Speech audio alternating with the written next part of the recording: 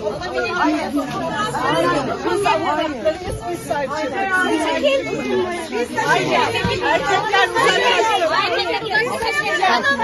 Erkekler çok sakiniz.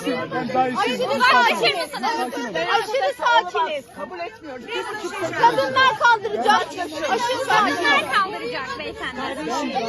Dayısı olabilirsiniz beyefendi. Dokunamazsınız. Fotoğraf nerede? Dokunmayın. Alan. Dayısı 1,5 yıldır yoktu. Kadınlar kandıracak. Bitti. Bir dakika bekleyin. İlerler misiniz? Bekleyin biraz.